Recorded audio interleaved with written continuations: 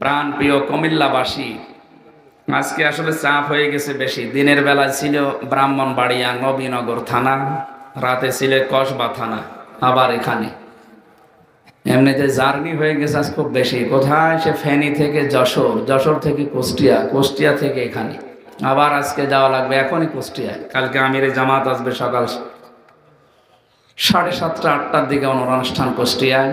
আমার যে তেলাওয়াত করা লাগবে প্রথমে উদ্বোধনী, এই জন্য আমার মনে হয় বেশি রাত করব না, অন্তত একটা আয়াত পড়েছি, এর উপরে মেসেজ করে যতটুকু পারি কথা বলে আমি আবার টান দেব গাড়ি ইনশাল্লাহ। সবাইকে নিয়ে আল্লাহর দরবারে শুকরিয়া জানাচ্ছি, আপনারা কবরবাসীর মাগফিরাত কামনায় অনুষ্ঠান দিয়েছেন। একটা নিয়ম ভুল করা আছে বাংলাদেশে, মানুষ মারা গেলে আমাদেরকে ডাকে যে কোরআন পড়িয়ে দেন।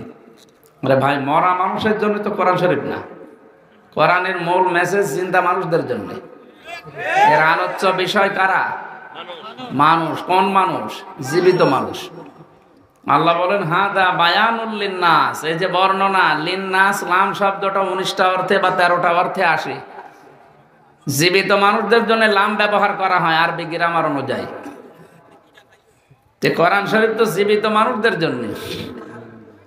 কোরআনে কারীম যারা জীবিত মানুষ আমল করবে, এরা যদি আপনার সন্তান হয়, আহাল পরিবার হয়, এরা দোয়া করলে ওইটা আপনার কবরে যাবে। তাছাড়া আপনি মরে গেছেন, আপনার পাশে বসে কোরআন শরীফ পড়লাম, ওটাই সেরকম লাভ হয় না, আরো আপনার আযাব বাড়বে যদি কোরআনের উপর আপনার জীবন জিন্দেগি না চলে। হাফেজ সাহেব যখন পড়বে ইউসিকুমুল্লাহু ফি আওলাদিকুম লিযযাকারি মিসলু হাযযিল উনসায়াইন, যে আল্লাহর নির্দেশ, তোমার এক ছেলে যা পাবে 2 মেয়ে তাই পাবে। আপনি তো এটা করেননি, সব ছেলের নামে লিখে মেয়েকে ফাঁকি দিয়েছে। আর বহু মানুষকে আমরা এরকম দেখি, বনের সম্পদ বিশেষ করে দিতে চান না, বলে হ্যাঁ ওর মাঠের জমি দিয়েছি তাই কত না, মনে হচ্ছে ওর উপরে করুণা করছেন আপনি। আপনাকে বাবা জন্ম দিয়েছে আর ওইটা কি ওকে ফ্ল্যাক্সিলোড করে নিয়ে এসেছে, ওর উপরে দায়িত্ব নেই। সর্বোপরি আল্লাহর নির্দেশ। ভাই যারা আমরা আছি, আমি নিজেও একজন ভাই, আমার একটা বোন আছে, আমার দায়িত্ব আল্লাহ যা দিয়েছে এই ঋণ যেন আমি শোধ করি। আমি আমার সন্তানাদি, আমার স্ত্রী, এদেরকে খুশি রাখতে গিয়ে আমার বোনকে আল্লাহর নির্দেশের বাইরে রাখতে আমি পারি? এরকম বোনকে ফাঁকি দেওয়া, ভাইকে ফাঁকি দেওয়া মানুষ দেখে কাবা শরীফে যে কান্নাকাটি করে, আল্লাহ আমি মাফ চাই। আপনি মাফ চাচ্ছেন কাবা শরীফে, আপনি দোষ করেছেন আল্লাহর কাছে? দোষ করেছেন ভাইয়ের কাছে, বোনের কাছে? আগে তাদের টাকা ফেরত দেন, জমি ফেরত দেন। সাহাবা ইকরাম রাদিয়াল্লাহু তাআলা আনহু আজমাইন পানি খাওয়ার লোটা পর্যন্ত, গ্লাস পর্যন্ত, কাপ পর্যন্ত আলাদা আলাদা করে ভাগ করে দিতেন। আর আপনি মাঠের জমি দিয়ে বাড়ির জমিও দিতে চান না, আর আপনি নামাজ পড়েন। আপনার নামাজ হবে না। এই জন্য আশা করছে এই যে শরীক ফাঁকি দেওয়ার রোগ যাদের ভেতরে আছে, এ মানুষগুলো মারা যাওয়ার পরে যদি আপনি কোরআন পড়েন, ওর আযাব কিন্তু আরো বাড়বে। কথা বুঝতেছে? আল্লাহ আমাদেরকে কোরআনে কারীম যে উদ্দেশ্যে দিয়েছিলেন সেটাকে সামনে রেখে, এটা যে উদ্দেশ্যে এসেছে সেটা সামনে রাখার তৌফিক যেন দান করেন, বলেন আমিন। এই কুমিল্লা ব্রাহ্মণবাড়িয়া এলাকায় আসলে আমার কথাটা মনে হয়, বহু মানুষ আছে, মানুষগুলো পূর্বপুরুষ যা করেছে, সে বাপদাদা হোক, মুরব্বী হোক, পীর সাহেব হোক, এরা যা করেছে এরা তাই করবে না। এই কাজটা ঠিক না ভাই। বাংলায় আমরা আকাবির বলে যাদেরকে জানি, আপনি কি বাস্তবতা বোঝেন? আকাবির শব্দটা পড়া কোরআন শরীফে আল্লাহ কি অর্থে ব্যবহার করেছেন কোনোদিন দেখেছেন?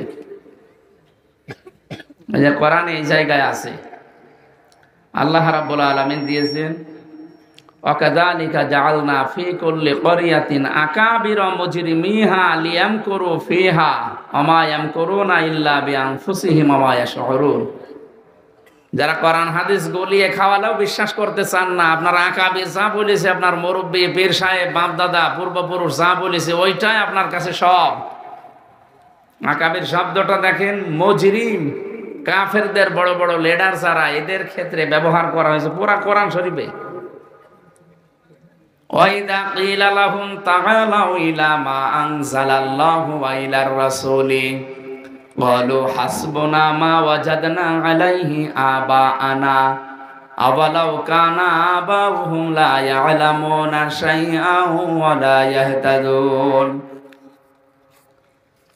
সূরা মায়েদা 7 নাম্বার পারার 4 নাম্বার পৃষ্ঠার প্রথম নাম্বার লাইনের 104 নাম্বার আয়াতে আছে। যত তাফসীর আছে বাংলাদেশে যে কোনোটা দেখবেন এটা পাবেন। ওয়া মানে এবং ইদা মানে যখন, ইলা মানে বলা হয়, তাআল মানে আসো, ইলা মানে দিকে, মা মানে যা, আনজালাল্লাহ মানে আমি আল্লাহ নাযিল করেছি, ওয়া ইলার রাসূলি রাসূলের আদর্শের দিকে আসো। ক্বালু হাসবুনা, নবী আপনি দেখবেন অনেক মানুষ এই কথা বলবে আমাদের জন্য যথেষ্ট। মা ওয়াজাদনা, যা আমরা পেয়েছি, আলাইহি আবানা আমাদের পূর্বপুরুষ বাপ দাদা মুরব্বি আকাবির এদের কাছে যা পেয়েছি এটাই যথেষ্ট। আবালাউ কানা হরফে ইস্তেফাম, প্রশ্নবোধক চিহ্ন, ইন্টারোগেটিভ সেন্টেন্স এটা। আল্লাহ পাক বলেন হে নবী যদিও দেখবেন এদের এই বাপ দাদা পূর্বপুরুষ মুরব্বি পীর সাহেব আকাবির যাই বলেন, লা ইয়ালামুনা শাইআ, সভ্যতার বিকাশ না হওয়ার কারণে হয়তো ইসলাম সম্পর্কে সেরকম কিছু জানতো না, ওয়ালা ইয়াহতাদুন হেদায়েতের উপরেও ছিল না, এরপরও অন্ধভাবে দেখবেন ওরা ওদেরকে মেনে চলবে। আর এই রোগ বাংলাদেশ আর ভারত আর পাকিস্তানে বেশি। বিশ্বের যতগুলো দেশে আমি ঘুরেছি সবচাইতে বেশি এই রোগটা, এই পূর্বপুরুষ বাপদাদা যা বলেছে ওইটা করব, কোরআন হাদিস রাখেন, এই রোগটা বাংলাদেশ ভারত পাকিস্তানে বেশি। এই কথা বলেন না কেন? বিংশ শতাব্দীর অন্যতম মুজাদ্দিদ সাইয়্যিদ মাওলানা আবুল আলা মাওদুদী রহমাতুল্লাহ আলাইহি, উনি কিন্তু ইসলাম বুঝতে গিয়ে জানিয়েছেন যে আমি ইসলাম মানতে গিয়ে দেখলাম কোন বাবা কি বলেছে, কোন দাদা কি করেছে না, আমি দেখেছি আল্লাহ কি বলেছে, রাসূল কি করেছে। আপনাকে তো এখান থেকে নেওয়া লাগবে ইসলাম। তারাক্তু ফীকুম আমরাইন, 2 বছর আছে, আমি দেখে রেখে গেলাম 2টা জিনিস তোমাদের জন্য। কিতাব আল্লাহ ওয়া সুন্নাতু রাসূলিহি, আল্লাহর কিতাব এবং রাসূলের সুন্নাহ। নবীজি কি বলতে পারতেন না যে আমার ডান পাশে আবু বকর আছে, বাম পাশে ওমর আছে, এদেরকে রাখলাম, এদের মেনে নিলে তুমি জান্নাত পেয়ে যাবে, পথ হারাবে না, বলেছিলেন না? বলেছিলেন আমি কোরআন আর সুন্নাহ রাখলাম। আমি তাদেরকে ছোট করি না, সাহাবীরা অনেক উপরে, তারা জান্নাতের সার্টিফিকেট প্রাপ্ত, প্রতিটি সাহাবী জান্নাতি, তারা চরিত্রের মানদণ্ডে একেবারে সর্বোচ্চে, এটা আমরা মানি। কিন্তু এই পৃথিবীতে একচ্ছত্র মালিকানা মুহাম্মদুর রাসূলুল্লাহ সাল্লাল্লাহু আলাইহি সাল্লাম ছাড়া অন্য কাউকে অন্ধভাবে আপনি মানতে পারবেন না। কারণ উসওয়াতুন হাসানা এই শব্দটা আল্লাহ কারো নামে দেয়নি, শুধু বিশ্ব নবীর নামে দিয়েছেন। লাকাদ কানা লাকুম ফি রাসূলিল্লাহি উসওয়াতুন হাসানা, এই শব্দের ওজন কত আপনি জানেন? উসওয়াতুন হাসানা দুনিয়ায় কারো নামে আল্লাহ দেয়নি, আপনি দেখান। হ্যাঁ, ইব্রাহিম নবীর নামের আগে আছে, সেটা আলাদা বিষয়, কিন্তু মুহাম্মদুর রাসূলুল্লাহকে আল্লাহ এটা দিয়ে জানিয়েছেন কিয়ামত পর্যন্ত যারা আসবে এই পৃথিবীতে, এমনকি যদি এখন মুসা নবীও আসে, ঈসা আলাইহিস সালামও যদি আসে, তারা নিজেদের সব বাদ দিয়ে আপনাকে মেনে চলা লাগবে। আপনি কি বুঝলেন এই হাদিস থেকে?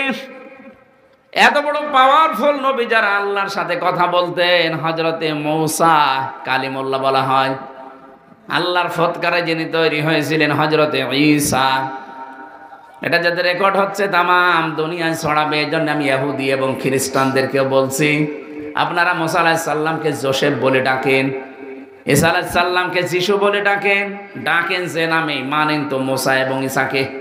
আপনাদেরকে বলছি, আপনার তাওরাত খোলেন, ইনজিল খোলেন, 903 জায়গায় আমার নবীর শেষ নবী হওয়ার বর্ণনা দেওয়া আছে।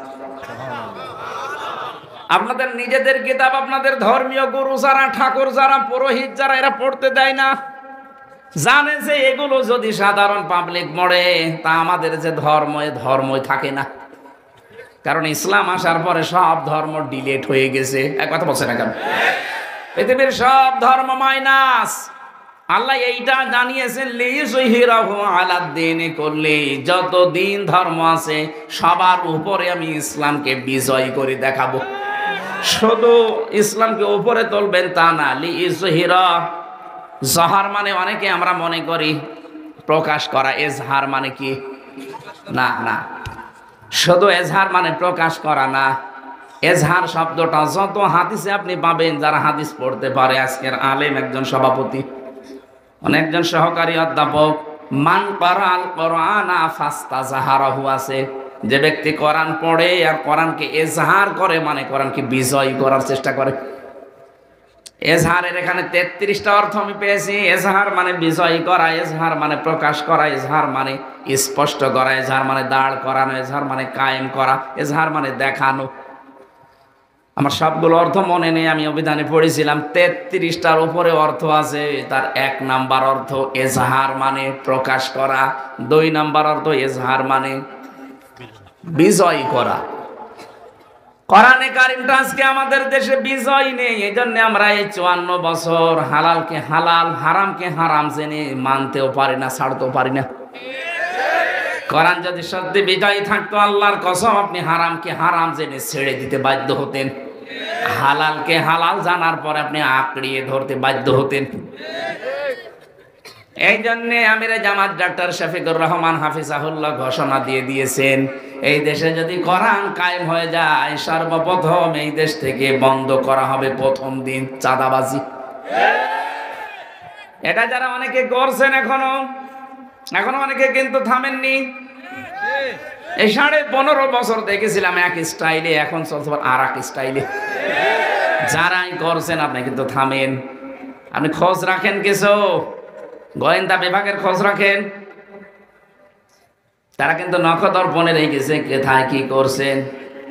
আজকেও ঘাটের পাহারাদার নিতে গিয়ে সিএনজি স্ট্যান্ডের এই যে পাশের জেলা ব্রাহ্মণবাড়িয়ায় আপনার 2 দল মারামারি করে 10 জনা হতো, আর 2 জনের চোখ হারিয়ে গেছে। আপনি কি শুরু করেছেন? সব জায়গায় চলছে ফকিরের কাছ থেকে চাঁদা নেন। আপনি মানুষ ভিক্ষা করতে পারেন না, ফকির ভিক্ষা করে নিয়ে আসে, সেখানেও চাঁদা চান। সব কিন্তু ওরা একেবারে ক্যামেরা আকারে দেখছে, সারা বাংলাদেশটা দেখতে চাচ্ছে যে আগস্টের 5 তারিখের পর থেকে এই কয় মাসে কে কি করছে। ওরা সব অবজারভেশনে রেখেছে, দেখতে চায় সত্যি যারা দেশপ্রেমিক, এতদিন যাদেরকে মিথ্যা তহমত দিয়েছিলেন, চেতনার নাম দিয়ে 71-এর উল্টাপাল্টা কথা লাগিয়ে দিতেন, মানুষ এখন দেখতে পাচ্ছে এই মানুষগুলো বাংলাদেশের সবচাইতে বড় দরদি মানুষ। আপনি যাই মনে করেন এটাই বাস্তব। আপনি দেখেন এদের নামে একটা চাঁদাবাজির মামলা নেই, এমনকি সিগারেট খাওয়ার মামলাও নেই। আপনি যদি দেখাতে পারেন যে লোকটা সিগারেট খায়, আমি এখনই ওয়াজ ছেড়ে দেব। আর আপনি সিগারেট না ডাইলও খান। এই জন্য অনেককে ভয় দেখায় যে ইসলাম যদি এদেশে কায়েম হয়ে যায়, তুই কিন্তু ডাইল খেতে পারবি না, লাল পানি একটু হালকা হালকা ঘাসও খেতে পারবি না। কে বলেছে আপনি খেতে পারবেন না? পারবেন, কিন্তু ডাইল খাওয়ার মতো মন আপনার থাকবে না। বুঝেন? এই করোনা পূর্ণা একে কোন করোনা? করোনা, করোনা না, এটা করোনা, দয়া। এলাকায় দয়াপুর নাকি? যে মসজিদে নামাজ পড়তে গেলেন, আপনি মসজিদের 4 দেওয়ালের মাঝে যতক্ষণ থাকেন, আপনার বিড়ির নেশা, বিড়ি খেতে পারবেন? যদি বিড়ি খেতে হয় অন্তত 4 দেওয়াল পার হয়ে বাইরেছে, কারণ ওই পরিবেশটাই ওই রকম। কথা বলেন না কেন?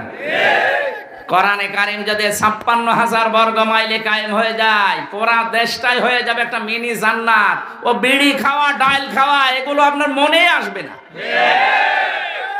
তৈরি হয়ে যাবে দেশটা এরকম। আমরা ওইরকম একটা দেশ চাই না। গোয়েন্দা বিভাগে যারাই আছে, 27টার উপরে গোয়েন্দা বিভাগ কাজ করছে বাংলাদেশে, প্রত্যেকে এটা চাচ্ছে যে আমরা দেখি আসলে দেশটাকে ভালোবাসে কারা। যাদের নামে এরকম কিচ্ছু পাওয়া যাচ্ছে না, তাদের হাতে কিন্তু দেশ তুলে দেবে আপনার এই উল্টাপাল্টা কাজ দেখে।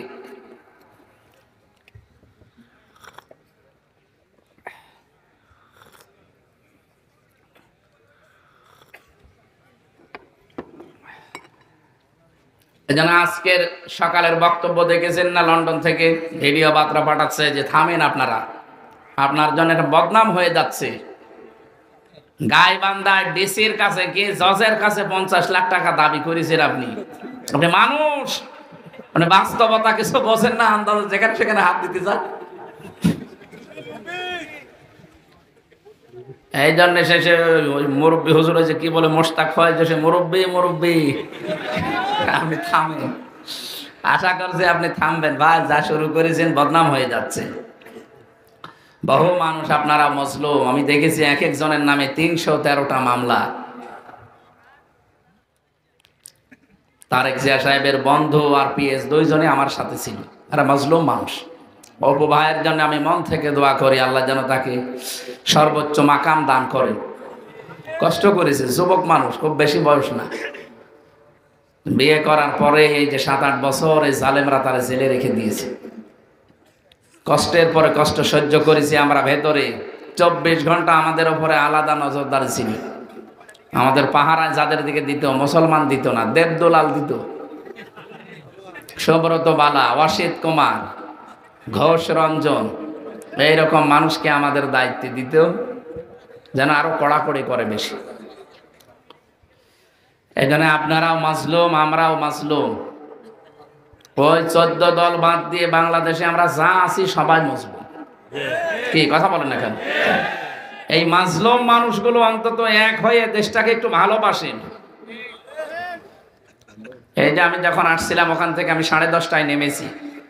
আসার সময় দেখলাম আমিরে জামাত ডক্টর শফিকুর রহমান হাফিজাহুল্লাহ আমার কুষ্টিয়াতে প্রবেশ করছে 11টায়।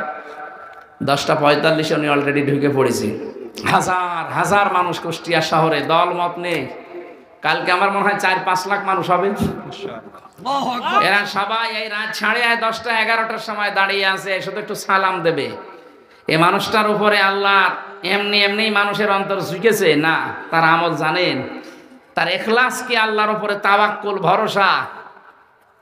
এই জন্য মানুষের ইবাদত যখন সত্যি ইবাদতের মতো হয় ইখলাসের সাথে, যত সৃষ্টি আছে সবার ভেতরে আল্লাহ তার মহব্বত তৈরি করে দেয়। আমরা 8-10 ঘন্টা চিল্লালেও যা হয় না, উনি মাত্র 2 মিনিটে তাই করে ফেলে। কি কুমিল্লা এসেছিল না?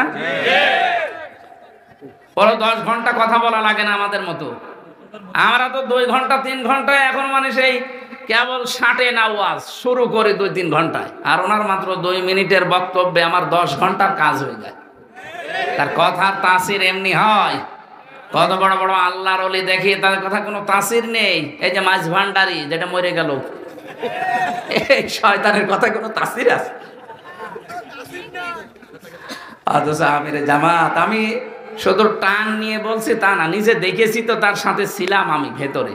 ফাঁসির কন্ডেম ছেলে আমার ওনারে এক জায়গায় রেখেছিল। লোকটার আল্লাহর প্রতি যে ভরসা, আমি আলেম হয়েও ভরসা এখনো তৈরি করতে পারিনি। সে একটা জেনারেল শিক্ষিত মানুষ, ডাক্তার, অপারেশন করে, সার্জন। তার ভেতরে আল্লাহ যে ইখলাস দিয়েছেন, এমনি আল্লাহ এটা দেয়নি। মানুষের ঈমান আর আমল যখন একেবারে আল্লাহর জন্য ইখলাসের সাথে উপরে উঠে যায়, তখন সৃষ্টি জগতের ভেতরে আল্লাহ একটা মহব্বত আলাদা তৈরি করে দেয়। এই জন্য আমি সাজ্জেদ আবুল আলা মওদুদী রহমতুল্লাহ আলাইহির কথাটা আবার বলছি। আমি ইসলাম মানতে গিয়ে কখনো দেখব না যে আমার বাবা কি বলেছে, দাদা কি করেছে। আমি দেখব আল্লাহ কি বলেছে, রাসূল কি করেছে। কথা বলুন, তাহলে আপনি আর বিভ্রান্ত হবেন না। আমার ভাইরা, কোরআনে কারীম থেকে সূরা হাদীদের 28 নম্বর আয়াতটা আমরা তেলাওয়াত করেছি। আমরা চাই, যেহেতু তাফসীরুল কোরআন মাহফিল লেখা, তাফসীর আকারে কথা বলতে চাচ্ছি, একটু সময় দেবেন না ইনশাআল্লাহ? তোমরা ইবাদত করো ওই দিন পর্যন্ত যতদিন ইয়াকিন না আসে। ইয়াকিন মানে মৃত্যু, মরণের এই দিন যখন বিছানায় আছাড় খেয়ে পড়বেন, ওই সময় দেখতে পাবেন ফেরেশতা আপনার সামনে জান্নাত হযরতে আসিয়ার মতো তুলে ধরেছে। আমাদের 100% বিশ্বাস আছে সূরা তাহরিমের আয়াতের উপরে, হযরতে আসিয়া ঈমানের পরীক্ষা দিয়ে যদি জান্নাত দেখতে পান, এই 15টা বছর যারা ঈমানের উপরে টিকে থাকতে গিয়ে অনেক কিছু হারিয়েছেন, নবীজি কিন্তু 10-13 বছর মার খেয়েছিলেন, 10 বছর রাষ্ট্র চালিয়েছিলেন। কথা বলেন না কেন? আর আমরা অলরেডি 15 বছর মার খেয়ে ফেলেছি, এখন 10 বছর ইনশাল্লাহ কোরআন দিয়ে রাষ্ট্র চলবে। এই মরা সুন্নাতটা যদি দেশে জিন্দা হয়ে যায়, আর হবে আমি দেখতে পাচ্ছি। আগস্টের 5 তারিখের আগে একটা জরিপ পেয়েছিলাম, এদেশে মানুষ 100 জনের মাত্র 15 জন মানুষ চাইতো এদেশে কোরআন কায়েম হোক। কিন্তু এই 4.5 মাসের ব্যবধানে ইসলামপন্থীদের এদের অ্যাক্টিভিটিস, এদের কাজকর্ম, এদের ইখলাস, এগুলো দেখে মানুষের বিশ্বাস হয়ে গেছে যে কোরআনের বিধান ছাড়া এদেশে নিরাপদ থাকা সম্ভব না। এই জন্য হিন্দুরা গোবিন্দ পরামানিক পর্যন্ত বলিস, সেদিন গাইবান্ধায় আমির জামাতের আগে একজন পুরোহিত ঠাকুর হিন্দু, সে বলছে এই দেশে যদি কোরআনের বিধান কায়েম হয় আমরা সব চাইতে বেশি নিরাপদে থাকবো। এখন আমরা জরিপ পেয়েছি এই যে এই বছরের শেষ দিনে 2 দিন আগে 3 তারিখ, এই মাত্র 31শে ডিসেম্বর 2 দিন আগে একটা জরিপ পেয়েছি, এই দেশে 100 জনের 58 জন মানুষ এখন চাচ্ছে এদেশে কোরআন কায়েম হোক। 15 জন থেকে 4 মাসের ব্যবধানে যদি 58 জন হয়ে যায়, আর কিছুদিন চাইতে দেন। এই জন্যই তো অনেকের মাথা খারাপ হয়ে গেছে, বলছে দরকার নেই, আগে থালা দিন। ইয়ার কি করার জায়গা পান না? 2732 জন মানুষ জীবন দিয়েছে থালা নেওয়ার জন্য না, বৈষম্য দূর করার জন্য তারা জীবন দিয়েছে। আমরা চাই এদেশ থেকে সত্যিই যেন বৈষম্য দূর হয়, আর বৈষম্য দূর করতে হলে এইটা লাগবে। কথা বলেন না কেন? এই জন্য সংস্কার এখন চলছে। আমরা চাই কোরআনে কারিম দিয়ে দেশটা সংস্কার করেন। এখানে সংস্কারের একটা আয়াতও আছে, ফুরকান, সূরা ফুরকান মানে সংবিধান। আমরা যেহেতু সংবিধানও সংস্কার করছি, এজন্য 77টা আয়াত আছে ওই সূরায়, 73টা ধারা আছে। যারা দায়িত্বে আছেন আপনারা মুসলিম, দেশে 96% আমরা মুসলমান, আমরা এই 77টা আয়াতের 73টা আয়াত এই দেশের সংবিধানে দেখতে চাই। আমাদের এটা যদি কবুল নাও হয় আরো সে পৌঁছিয়ে যাবে ইনশাআল্লাহ। যারা চান তারা হাত তোলেন তো, লিল্লাহি তাকবীর, লিল্লাহি তাকবীর। আল কোরআনের আলো সংসদে জালো, লিল্লাহি তাকবীর।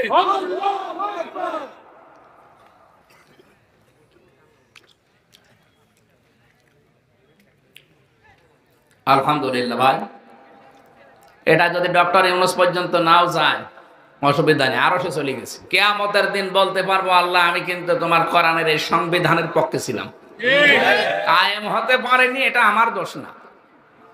নবীজিও 13 বছর মক্কায় নামাজ পড়েছিলেন মূর্তির সামনে নিয়ে, কি পড়েননি?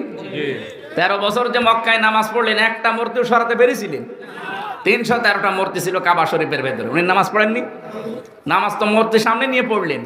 অথচ ওই নবী মক্কায় গিয়ে ক্ষমতা, মদিনায় যে রাষ্ট্রপ্রধান হওয়ার পরে নিজে এসে মূর্তিগুলো সব ভেঙে ফেলে দিলেন। আমরা তো এই মদিনা মক্কার এই জীবনে আছি এতদিন, এখন আমরা কিছুই সরাতে পারি না। অন্তত সময় যখন আসতেছে এদেশে যদি কোরআনে কারিমের বিধান আমরা কায়েম করতে পারি, আল্লাহ বিরোধী যত কাজ আছে, মানবতা বিরোধী যত কাজ আছে, সবগুলো 100% বন্ধ হবে ইনশাআল্লাহ। এটা যে পারবে এদেশে যারা একামতের দিনের দায়িত্বে আছে তার প্রধান প্রমাণ, দুর্নীতি করে না, দুর্নীতি করতে দেয় না। মাওলানা মতিয়ার রহমান নিজামী 4 আনাও পায়নি, 5টা বছর চালিয়েছে, 4 আনা পায়নি। আপনি কি মনে করেন আপনি আল্লাহর ওলি দেখার জন্য চলে যাচ্ছেন সিলেটে, আল্লাহর ওলি দেখার জন্য চলে যাচ্ছেন বরিশালে? কিসের ওলি? এগুলো তো টাটকা ওলি। অর্থনৈতিক জীবনে এত ক্লিয়ার থাকা মানুষ বাংলার ইতিহাসে নেই। কত বড় বড় পীরকে দেখেছি বস্তা বস্তা খালি ধরে রাখে, মুসাফা করার টাকা নেই। আর তাদের এই 2টা মন্ত্রণালয় চালিয়েছে 2 জন, মুজাহিদ সাহেব, নিজামী সাহেব। 1টা টাকা না, 4 আনাও এদিক ওদিকে পায়নি, আরো মন্ত্রণালয় চালিয়ে টাকা ফেরত দিয়েছে। বাংলাদেশের ইতিহাসে এইটা আজও ঘটেনি। আর যারা এখন দায়িত্বে ছিল এরা টাকা ফেরত দিয়েছে। প্রতি বছরে 42,000 কোটি টাকা করে পাচার করেছে। আমি কয়েকদিন আগে ছিলাম মালয়েশিয়া, সিঙ্গাপুর, ওখানে সাহেব পাড়া বানিয়েছে। বেগম পাড়া তো সে কানাডায়, আর এখানে বানিয়েছে সাহেব পাড়া, তালা লাগানো। থাকে না শয়তানরা, ভয় করে, সব হোটেলে উঠেছে। মালয়েশিয়া এক হোটেলে গোয়েন্দা বিভাগের একজন আমাকে ডাক দিলেন, উনি বাংলাদেশের দায়িত্বে ছিলেন, এখন ওখানে আছে। চা নাস্তা করছি, নিচে নামলাম, দেখে তো শয়তান বসে আছে। কি দাদা এখানে? হুজুর আমরা আগেই পালিয়েছি। কেন আপনার সে সাহেব পাড়ায় থাকবেন না? হ্যাঁ, ওখানে যে মায়ের খাবো।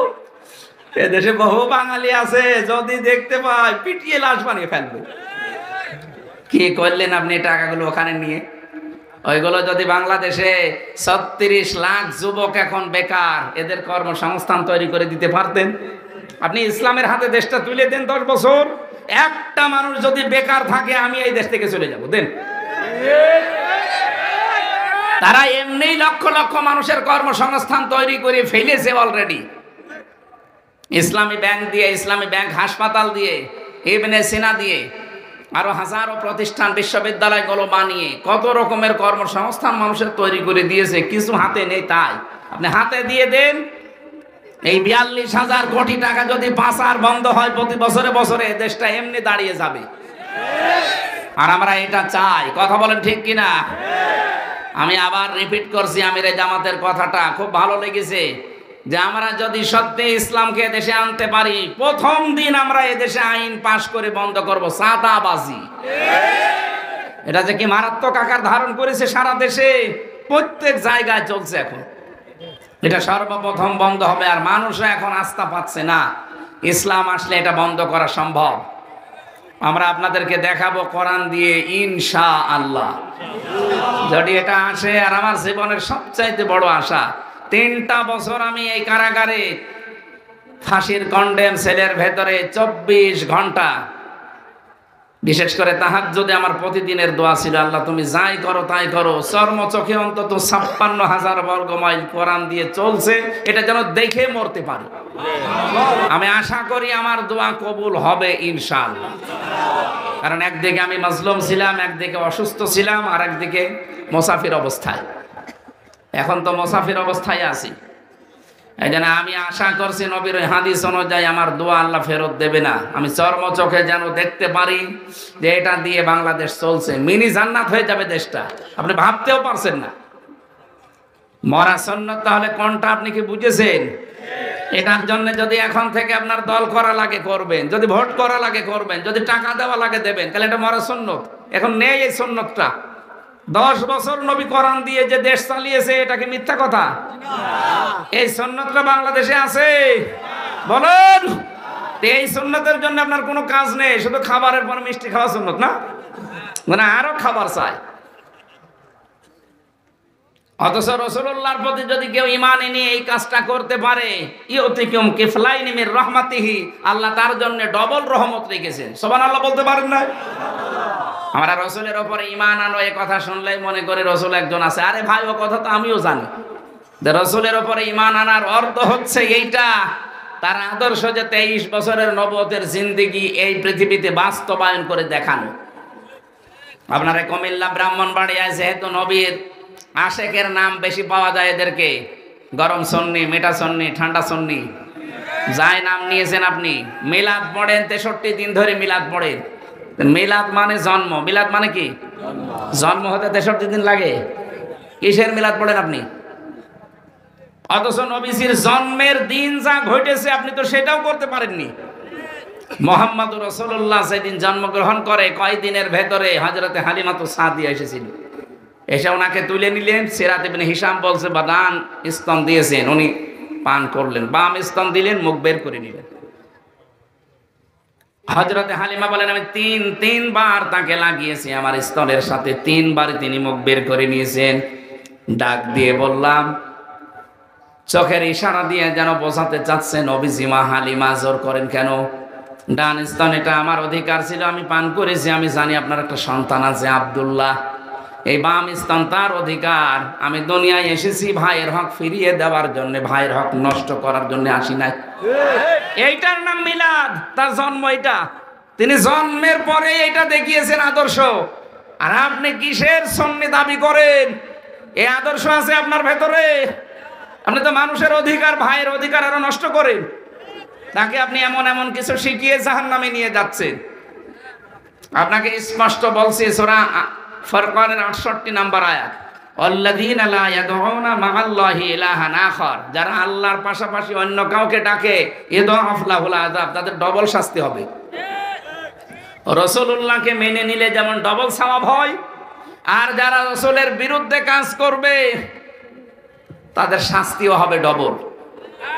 এই জন্যে আল্লাহর নামে জিকির করার পাশাপাশি যে মানুষগুলো এই তাহেরি ভাইয়ের কথা মতো ইয়ালি বাবা, শাহ আলী বাবা, কেল্লা বাবা, ফতে বাবা এই জিকির করেন, বুঝে করেন আর না বুঝে করেন, আপনার ডবল শাস্তি হবে।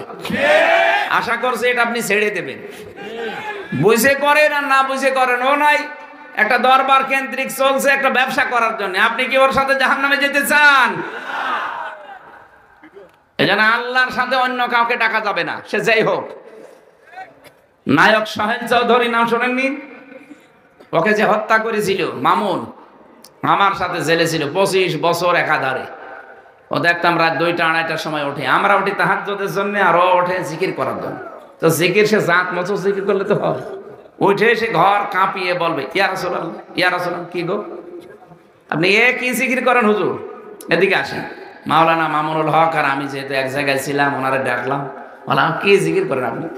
বলছে রসুলের এশকে। কিসের এশক আপনার? বলছে আমি শুনেছি আমার এক হুজুর বলে গেছে যদি রসুলের নামে জিকির করা যায় তাহলে তাড়াতাড়ি জেল থেকে বের হওয়া যায়। আরে শাইখ, তুমি রসুলের এশকে জিকির করো, তুমি জেল থেকে বের হওয়ার জন্য তাড়াতাড়ি করছো? না, আপনি ভুল পথে আছেন। আপনাকে যে শিখিয়েছে সেও হয়তো জানে না, আর আপনিও হয়তো না জেনে করছেন। রাসূলুল্লাহর নামে কোনো জিকির বলেন না কেন? জিকির হবে শুধু আল্লাহর নামে। এমনকি আল্লাহর পাশাপাশি অন্য কাউকে জিকিরের নামে ডাকাও যাবে না। তাহলে কোন দলিলে তারা কেল্লা বাবা, ফতে বাবার জিকির বানিয়েছে বলেন আপনি? হ্যাঁ, এটা একেবারে স্পষ্ট ভণ্ডামি। এরা যেন কুমিল্লা জেলায় আসতে না পারে। ভণ্ডরা আসবে কোন কারণে? যারা আসবে বলবেন কোরআন শরীফ হাতে নিন, এক একটা শব্দের অর্থ বের করেন, তাফসীরের নাম বলেন, আমরা বাড়ি যেয়ে মিলিয়ে দেখব। আমি এখানে আমানু বলে আল্লাহ ডাক দিয়েছেন ইমানদারকে, ইত্তাকুল্লাহর ভেতরে 9টা অর্থ আছে। তাকওয়া মানে শুধুমাত্র ভয় করা না, তাকওয়া মানে আল্লাহর নিষিদ্ধ কাজ ঘৃণা ভরে ছেড়ে দেওয়া। কি কথা বুঝতেছেন? যাদের এই মোবাইল আছে, মোবাইলে এমন কোন দৃশ্য যদি থাকে যেটা নিজে দেখলে আনন্দ পান, মজা লাগে, অন্য কেউ দেখলে লজ্জা পান, এটা নিষিদ্ধ কাজ। কি এরকম কোন দৃশ্য, সেটা সিনেমা, নাটক, থিয়েটার, নভেল, এগুলো কিছু থাকলে যে নিজে দেখলে ভালো লাগছে, আনন্দ লাগে, মজা লাগে, অন্য কেউ দেখলে আপনার খারাপ লাগে, লজ্জা লাগে, শরম লাগে, এটা এখনই ডিলিট করা লাগবে। এটার নাম তাকওয়া। তাকওয়াই বুঝি না, খালি লম্বা জামা গায়ে দিলে তাকওয়া হয়? এই তাকওয়া এখন অর্জন করা লাগবে। যাদের মোবাইলে এরকম কিছু আছে ডিলিট করেন। না না, না করলে আমি ওয়াজ করবো না। যারা ডিলিট করবেন তারা হাত তোলেন তো দেখি আপনার মোবাইল কি আছে। এত বড় বড় দাড়ি নিয়ে উল্টো পাল্টা জিনিস রাখেন মানে? বাড়ি যা ঠিক করবেন না, এটা দাড়িওয়ালা মানুষ। যাই আছে, যদি নিজে দেখলে ভালো লাগে, অন্য কেউ দেখলে লজ্জা পান, ওটা ডিলিট করে দিন। এখানে বহু মানুষ বসে আছে আমি জানি, যারা ভাবির সাথে লাইন করে, প্রতিবেশীর স্ত্রীর সাথে লাইন আছে যাদের, বিশেষ করে বিবাহিত মেয়েদের সাথে লাইন আছে যাদের। আপনি যে কোন জাহান্নামে আছেন আপনি টের পাচ্ছেন? আপনার এই ভাই, প্রতিবেশীর ওই লোক বা বিবাহিত যে মহিলা, তার স্বামী যতদিন তালাক না দেবে ততক্ষণ আপনি বিয়ে করতে পারবেন না। যাই করছেন একটা হারাম কাজ। 2 নম্বরে সারা জীবন আপনি কষ্টে থাকবেন ও যদি ছেড়ে না দেয়।